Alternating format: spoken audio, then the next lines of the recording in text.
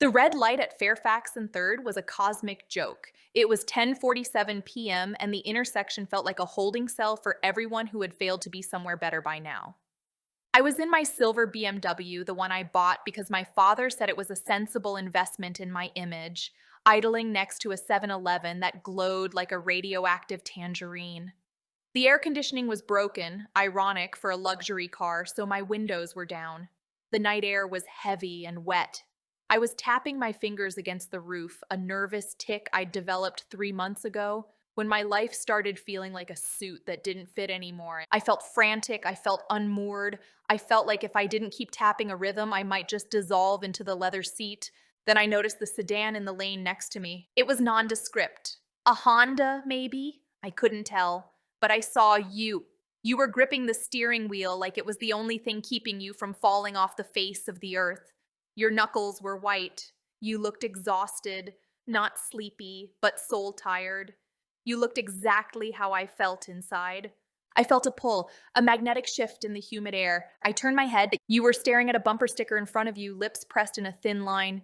Then you felt it too. You looked left. Our eyes locked. I gave you a half smile. I wanted it to look cool, detached. I wanted to look like the woman I was supposed to be.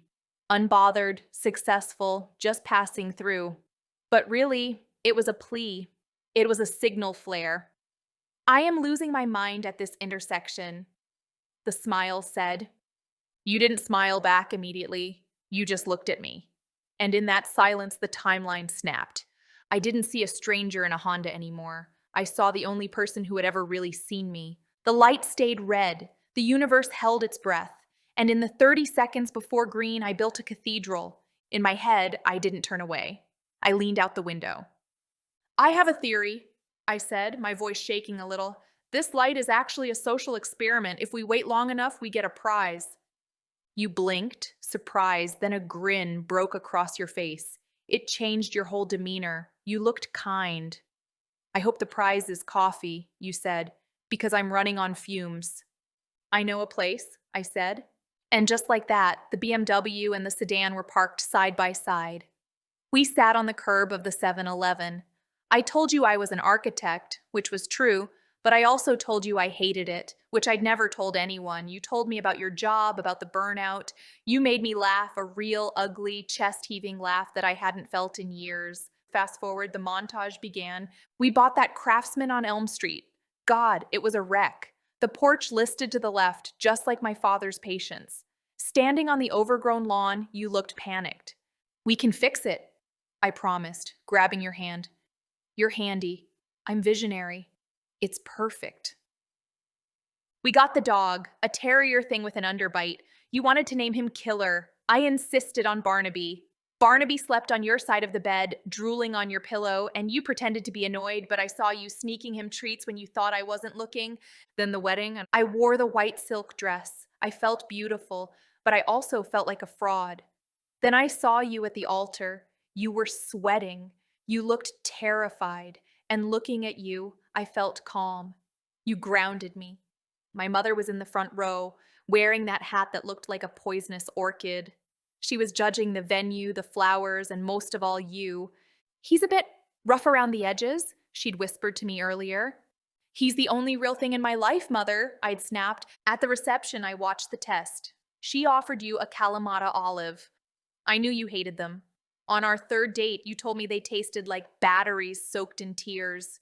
But you took it. You popped it in your mouth, chewed, and smiled at her. Delicious, you lied, and my heart broke and soared at the same time. You swallowed that bitter poison just to make my life easier. I squeezed your hand under the table. I will love you until the sun burns out, I thought. Then came the erosion. I was working too much. You were withdrawing. The Craftsman house was still leaking. It was 2 a.m. on a Tuesday, always a Tuesday, and we were screaming in the kitchen. You're never here, I yelled. I am drowning in this renovation, and you're just gone. I'm trying to build a life for us, you shouted back. I'm trying to be the guy you think I am. I don't need a guy I think you are. I need you. We slept apart. I lay in the big empty bed, missing the sound of your breathing. I missed Barnaby snoring. I missed us. We broke up in the autumn. It was cliché and painful. I drove away in the BMW, crying so hard I couldn't breathe. But we found our way back in June. We always did. You were my magnetic north. I saw us getting older. I saw the lines deepening around your eyes. I saw us sitting on the fixed porch. It took 10 years, but we fixed it, drinking coffee. But then the final scene, it wasn't a death, it was a surrender. We were in the driveway, the car was packed. I can't be who you need me to be, you said softly. You're everything I need, I pleaded. No, you said. You need someone who doesn't hate olives. You need someone your mother understands. You got into your car. You backed out. I stood there, watching the only home I'd ever known drive away, leaving me with a perfect house and a hollow chest. I wanted to run after you. I wanted to scream that I didn't care about the olives or my mother or the architectural career. I wanted to tell you that you were the prize, but you were gone. Honk. The noise was sharp and angry behind me. I gasped. The Craftsman on Elm Street shattered into dust. Barnaby, the wedding dress, the taste of the cheap champagne, it all vanished.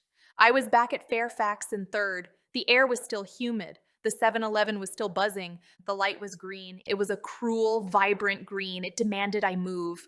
I looked to my right. You were still there for a split second. You were staring straight ahead now, looking devastated. You looked like you just lost something precious, too. My blinker was clicking. Tick, tick, tick. I had to turn left. I had a meeting in the morning. I had a condo that was perfectly decorated and completely silent. You had to turn right. I hesitated. My foot hovered over the gas. For a wild, insane second, I thought about rolling down the window and screaming, "Wait! We have a dog named Barnaby! Don't go!" But I didn't. I couldn't. You were a stranger in a Honda. I was a woman in a BMW. We were just traffic. I pressed the gas. I made the left turn. I watched you in my rearview mirror just for a second. Your taillights flared as you turned right, disappearing into the dark sprawl of the city. You were taking my imaginary husband, my imaginary dog, and my imaginary future with you. Goodbye, I whispered to the empty car. I felt a tear slide down my nose. I wiped it away furiously, feeling stupid, feeling insane. I turned up the radio. The synth pop song was still playing, mocking me with its upbeat rhythm.